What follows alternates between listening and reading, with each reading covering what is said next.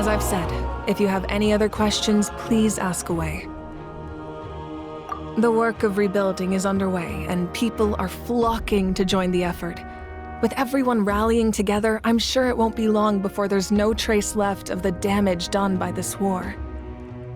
The healing process, on the other hand, that's a bigger obstacle to overcome. Many are grieving, and there's simply no replacing the ones we lost. As the sun rises once more and we rediscover the ability to believe in the future, we must never forget their sacrifice. As I've said, if you have any other questions, please ask away. False sky.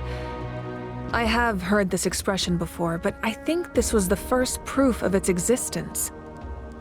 I think there's a lot of investigating to be done to understand what the fragments behind the sky are and why they were hidden in the first place.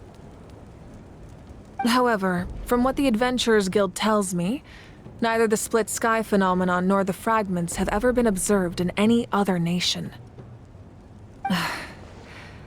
My guess is that the Heavenly Principles wants them kept a secret. I just hope they don't cause me any trouble over it. Oh, you should be fine. We did something much crazier back in Fontaine and we're still here. Well, that's good to know. Anyway, the line I'm going with for the masses is astronomical anomaly, and I don't expect much of a backlash. Meanwhile, we can look into it at our own pace. As I've said, if you have any other questions, please ask away. That wasn't their souls we saw, but a snapshot of them in time. All the work of the ancient name engravers 500 years ago, who made some special modifications to their names. Their souls returned to the Night Kingdom long ago, and will have been reborn in Natlan since, albeit in a different form.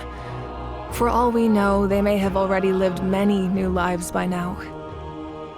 And so, even though we will never meet again, they will always be by our side in one way or another.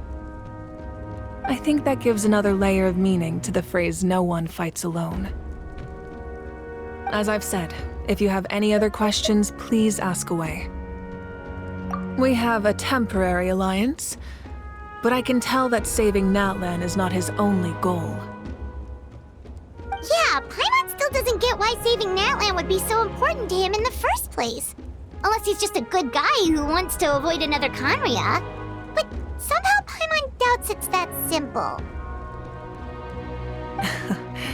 I wouldn't worry too much. Based on all the interactions we've had with him and knowing more about his background, I have a lot of respect for him. I don't think he has any ill intentions. Now, we should focus on the final battle. As I've said, if you have any other questions, please ask away.